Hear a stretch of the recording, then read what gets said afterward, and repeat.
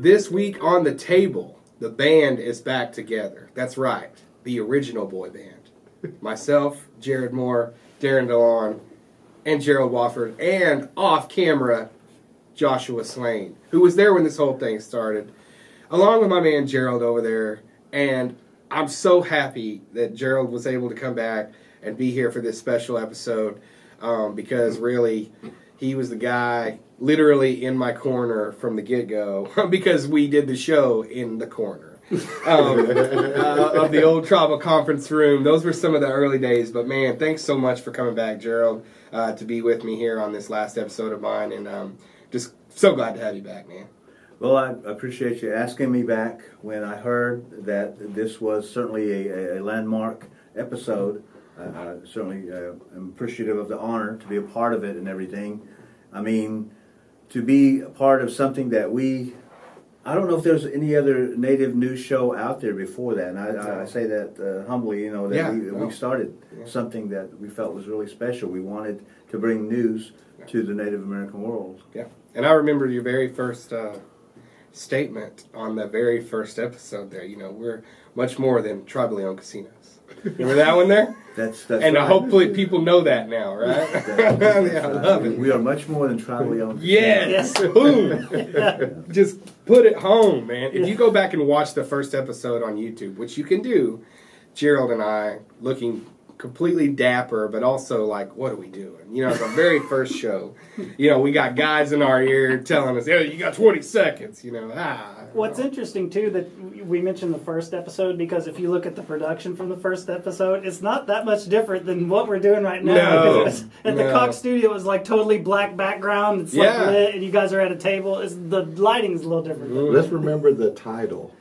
Oh God, Darren. Go ahead, Jason. Muskogee Nation News Monthly.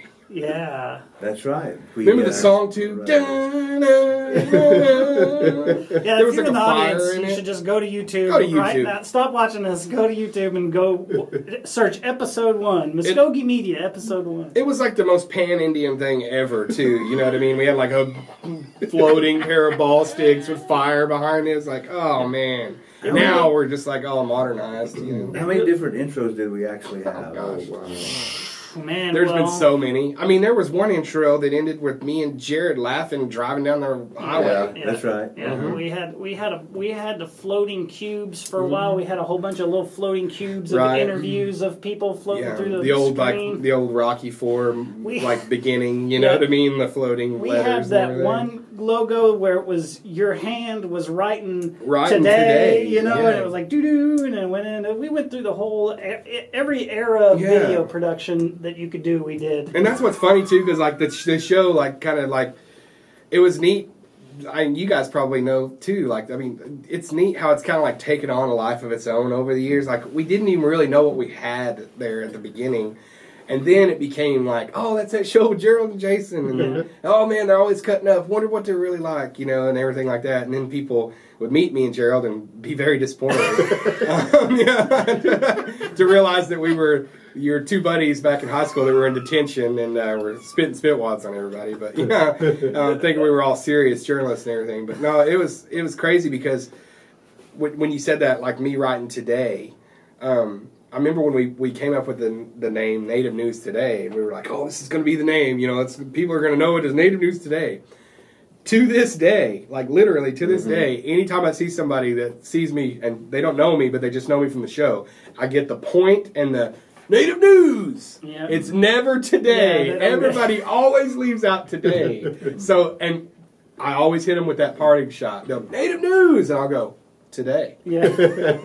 Now it's like Mvskoke Vision. Mvskoke Vision. I can't see. I only have my Mvskoke Vision. That sounds like Mvskoke Vision preferred PPO Blue Cross Blue Shield. Man, Gerald, what's some of your favorite memories of us doing the show together? I mean, in those early days. I know we had fun with those Halloween episodes too, but some of the things that stick out to you. Wow, I mean, the Halloween episodes that you mentioned, I mean, throughout the course of this time, and then, of course, Jerrad, the addition of Jerrad coming on board as well and everything, it was almost like, we were mirroring the times as it went along and everything. Right. I mean, we would go to OU for the media day. Sam Bradford there, that was one. And we were like some of the first ones to out him as Cherokee, you know what I mean? Then he became, this kind of ambassador, but we were kind of the first show there, and they were even saying that too, like, we don't usually get these kind of requests and stuff like that. So. Yeah, absolutely. And I think along the line, we also were kind of helping to everyone to, the right image of the native world in the media. We were opening those doors and presenting that. Right. And that was just a unique adventure. Yeah. What about you guys? What are some of your favorite moments? Well, my favorite episode is the first Halloween episode that we did because if you go on YouTube and you go watch that episode, is the first one on there? Yeah, I'm pretty sure it is. That is lunacy, dude. I'm telling you, we were trying to figure out what we were going to do, and I was like, well, it's Halloween. We should do a Halloween episode, and we could do just how we do the pitches normally, except we'll do these little vignettes of something, and then we went and filmed that first thing we did where I was a lunatic murderer trying to get into the house and you were inside of the house going, somebody's trying to get in, we better go to this news story. And then we went to the news story. I was like, wow, now we would never do anything like that now. I would be scared to death to put on television what we used to put on television. Yeah, it's crazy. So man, that's great. That's always going to be my favorite just because of what we did and how it really was community access level type of aesthetic and not putting on any type of airs or anything, just trying to have fun with it. Well, and I was just, I hate to sound like this, but I was just a kid, I was just stupid, I didn't think there was, let's just do this, and to Gerald's credit, he was like, yeah, guys, whatever, we're fine, it's fine, whatever, and we did it and everything like that, and it's so funny, because Jerrad and I are really like, into this, how can we make this work, and Gerald's just like, you guys, I don't know. I'll stand there and pitch the stories, whatever you need me to do. But Darren was actually like the first time you were ever on the show. You were a part of a Halloween episode, right? Yeah, I was a part of that, but I remember the year before. Okay, my favorite one was it was a Halloween episode, but it really wasn't. What it was like for the background, it was nothing but them old movies. Oh y'all were still talking about what was going on with the Gerald doing like the experiment on it and everything. That was my favorite bit. That episode was really interesting too because I knew that we could use Ed Wood footage from his movies because all that stuff's in the public domain. Well, and people hate Ed Wood. I trying to help him. I captured in all of the footage, and then we had run a story. I think Gerald was the one that got the lead on those guys that saw a ghost while they were finding the graves in the cemetery. Yeah. And we had those guys come in and do the interview. Chris. Yeah. And what was crazy about that story is the story that they told was exactly the same as the scene out of Plan 9 from Outer Space, because there's a scene in Plan 9 from Outer Space where there's two guys, they're in a cemetery and they're working. And Vampira or I think it was Vampira, whichever one in that movie comes out and scares them, and then they run off, which is the same story. And our version of that was Ruth. So I was able to when we were filming that interview with them, we were talking about what are we going to B-roll this with, because we could go out to the cemetery and try to film it there, and then I had captured that stuff, and I was like, man, this is crazy because it matches, like the B-roll for the movie is exactly what we B-rolled it. It was just great. It matched in with the rest of the episode really well. And just like going on, not to get stuck on Halloween episodes, but that was kind of like, it's hard not to talk about those because that was the most fun we had. Yeah. I mean, a lot of the times when I did the show, these last few years and everything, it got real newsy. Everything changed. I'm doing, pretty hard news stories and everything like that. It's not so much that I miss or didn't want to do that kind of stuff. It's just that we had a 3-4 year period there where we just had a ton of fun on the show. I mean, even at Well, it was times so where we'd have small. regular Yeah. stories, we would have fun with the pitches, or we Yeah. would, we would do things where, I think it was like 2 years where Gerald and I just made up an excuse to go eat places. Yeah. We'd be like, hey, we'll come do the show from your restaurant. Just bring us a plate of Conies, while we're doing the stories. Yeah, and the everything Coney. like that. That's one of Work the smart, things. not hard. Is that period kind of built the audience of the show, and because you didn't really know what was going to happen on the show from week to week. Right. There was an element there where it's like I got to tune in. Now it's like professionalism's gone up a whole bunch, but some of that stuff has gone. You lose that heart of it. Well, Yeah, certainly. I mean, the character side of what we presented of Native American life, there's humor to it. yeah. I mean, we would be being dishonest if we didn't present the humorous side to Native American life, which we did. Oh, yeah. I mean, the time you come up in a Jeep Cherokee and I'm looking for the perfect fry bread recipe, and then you drive off, and like that. And You then come through the weeds, you were yeah. searching and everything and things, but people love that. They would come up to us and say, we enjoyed that. They got their news, but they also got to just lounge in the native world for 30 minutes on TV. They got the news in a way that you would get it from your cousins and uncles around, the living room watching football on Thanksgiving, Right. and everybody's cracking one-liners at each other. Yeah. And that was what was so cool about when Gerald was here with me on the show, because and he got the same thing, I'm sure, for me, but it was always like somebody would ask Gerald, what's Jason really like? And somebody would ask me, like, what's he like when the cameras are off? Are you guys really having that good of a time there? And I would be like, yes. Literally, that part of you see us in front of the camera, that's just a continuation of the rest of the day. We just turn the camera on for that 5-minute period to get in front of you and go, hey, here's what's going on, this week. I mean, there were so many outtakes. And where this man, I guarantee you, this man, I know he can't go through a 24-hour day, an average day, without doing a nice mimic of somebody, some joke. I mean, this is Mr. Comedian. I'm serious. Oh, I mean, yeah. just out of nowhere, and then you're laughing and everything. That was the song. One of my other favorite memories, I'm going to have to, and it involves all three of y'all. Okay. It was the old TriCaster. Oh, man, yes. The TriCaster. I mean, y'all had to use that to, get everything taken care of, get everything set up for the show. And I remember watching it load.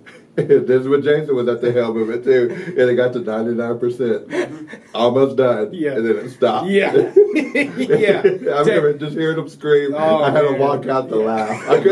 We had, that's one of the things too, is that we've done this show with my gosh, it's been like every single piece of this show has been an Indian show, which is all I ever wanted it to be. Like an Indian show. I wanted it to be one where Indians could watch and go, well, they're not trying to dress it up too much or be fake or anything like that. They're just using what they have to give us our news, like you said. And like, we've never had the fanciest equipment. We've never had the fanciest sets and everything like that. Lord, if you've watched us, you know that. And that TriCaster was as native as native that could be. TriCaster, but we had technical issues and things like that. And we still get citizens or audience members come down to the studio. Yeah. And they will come into the studio and they'll say, what? oh, I thought you guys had like great cameras or, like you have the latest thing. What are you guys running, And I'm like, oh, I'll show them the equipment we're using. It's like 10 years old stuff, Where's the city skyline in the background? Yeah, it gets updated, but it's like we're government operation. That was the unique thing about the TriCaster when we first started it. You would choose the different backgrounds. Yeah, like the city landscape or something. Yeah. And I still remember the guy's name, Curt Hennig. Walked in, just walked in out of nowhere and goes, hey guys, I got this thing, take a look at it. It was a TriCaster. We had never seen anything like it.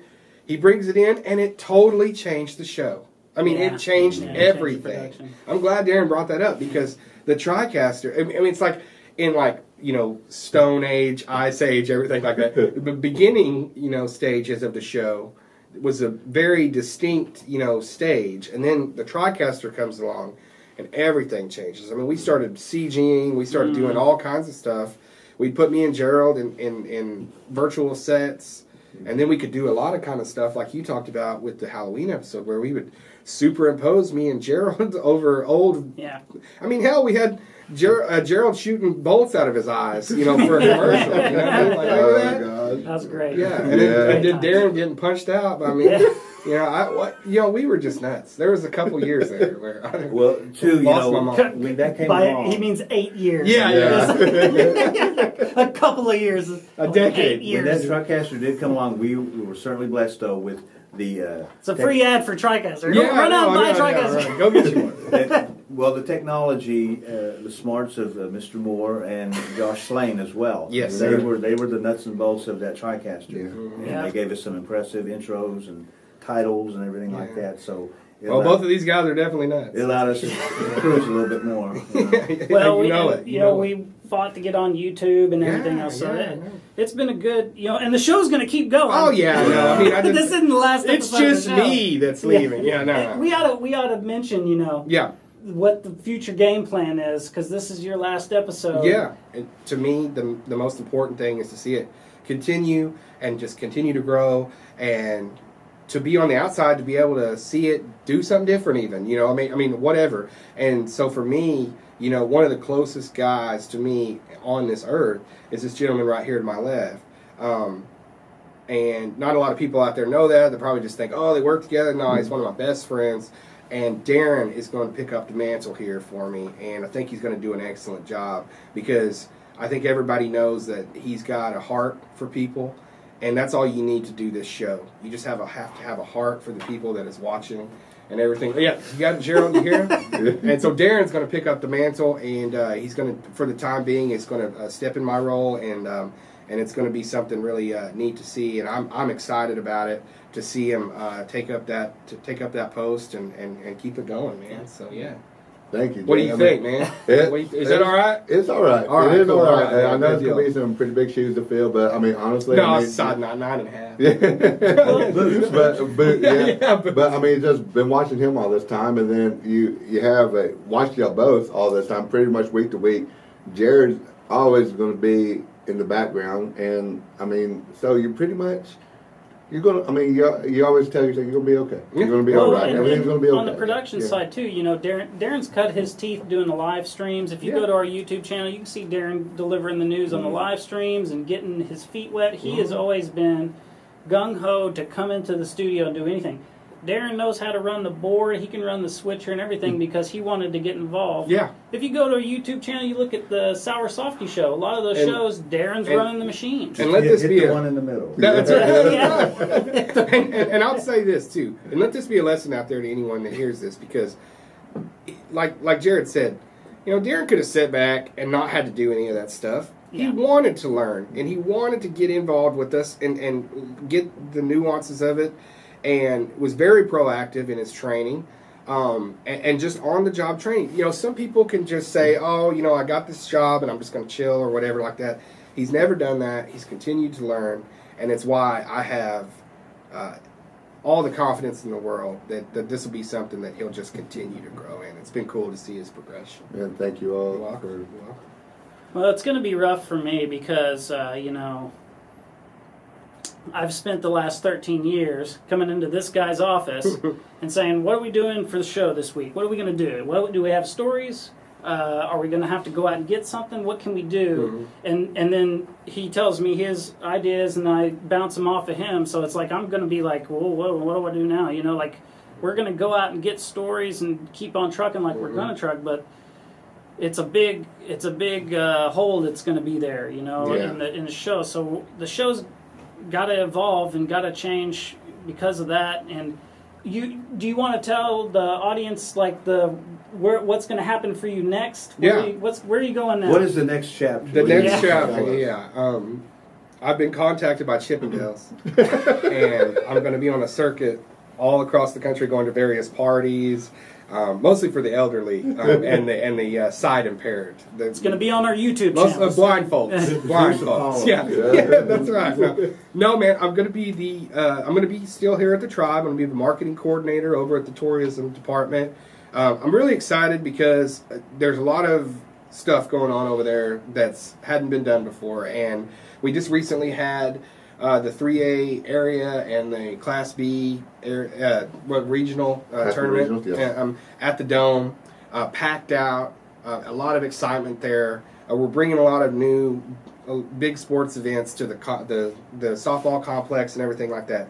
Sanctioned events, money-making things. Really things that can be something for the tribe that nobody really thought about before. They thought, oh, we got a softball complex because, we like to have the festival and stuff like that. But it's like, that could be a moneymaker year-round. And then the golf course and doing some things like that. And I'm just eager to use my skills to in just a different avenue to see what I can do in other things and also promote all that neat stuff that's going on over there. I'm very, social media savvy. I like to be amongst the people on social media, get things out and everything like that. And a lot of what I'm going to be doing is going to be promoting stuff on there and coordinating all those efforts too. I think it's good too, because that's one of the things that we had always talked about behind the scenes, you in particular, is like what they could do out at the Tourism and Rec at the Dome, specifically promotion-wise. Yeah. And then, are you going to be providing some video content? Because you're going to see this guy on festival time for sure. It's festival time again, folks. And is there? But we had kind of talked about some tentative stuff with some golf lessons or anything you want to plug in. I think absolutely. Yeah, I mean,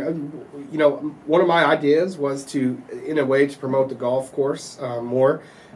Starting a video series with golf tutorials from the pro there and running them out on Facebook every week or whenever they're done. Don't want to put a deadline on myself. Good luck with those deadlines. That's another story. That's another story. We need another hour. Yeah, right. We're going to need another show. But just before we go, guys, each one of you, I just want to, start with you, Gerald. I walked in here a young kid. You were well established, but you put your arm around me and we became buds real quick, and we did something that nobody has ever done before, man. We did that, and it meant a lot to me that you were there to sort of mentor me and put up with my silly this little puppy that's following me around. I keep slapping him on the head, but you did that for me. I'll never cease to be grateful. I'll always be glad about that, man, and I'll always love you, man. I appreciate it, and I'm so glad you came back today. It was an honor. I really appreciate it. To me, I felt like with you two and Josh and Darren, it was getting a chance to be part of a magical ride and just enjoy the ride. Here's the ticket. I'll look out the window. Darren, best friend. Love you, man. I know that this thing is in good hands, and even though I can't come in and get a fist pound every day, that's all right, and I'll always be here for you, whatever you need, and it's been awesome to see the growth. Man, love you too, and it's gonna miss you, but I know you're not that far away. As a matter of fact, I'll probably be going over there at lunch every day anyway. Still play those basketball games, but I'll be hollering. I'm gonna be hollering at you still a lot just to get little tips here and there that I need to. Thank you for everything that you've done while I've been here. Just keep those deadlines. That's right. Keep the deadline. Jerrad, much like with Gerald, because Jerrad was here just when I first came, just a year later. But Jerrad has, been kind of my true north. Like he said, he would come in every day. Man, I want to miss that. And it seems kind of small, like he said, to just come in to ask you about what we're doing. But man, I'm going to miss that. I'm going to miss this guy coming in, putting his hands down. What we got, buddy? And, people would never realize what this guy means to me or what I mean to him, because you'd have to know what we've been through together. Some really hard times, some good times. Man, me and this guy were just young, childless bachelors. Now we're like domesticated husbands and dads and stuff now. They were the ultimate bachelors after coming into this office. I remember that. But that's right.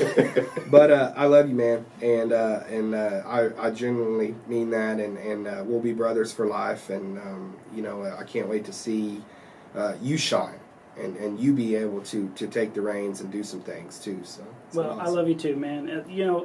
You told Meredith still talks to me about, you coming in and saying we're work married, you know.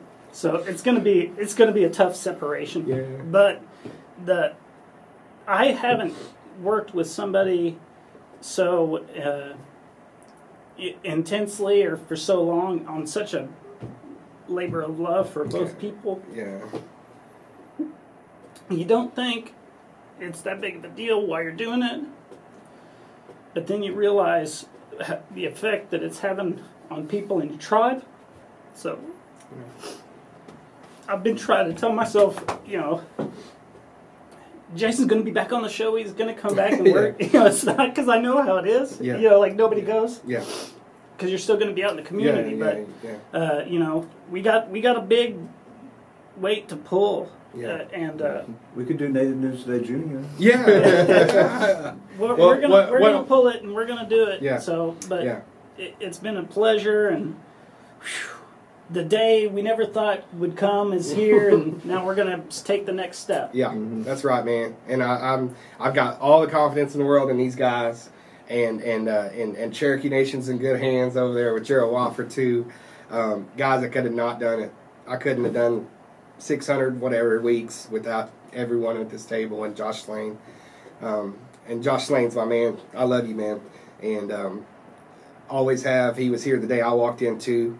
And that's my dog. And I just appreciate all of you so much. And God, it's been the great privilege and honor of my life. And I can walk away with my head high and proud, man. Just so proud of what we've done. All of us. We were a team. That's all I got.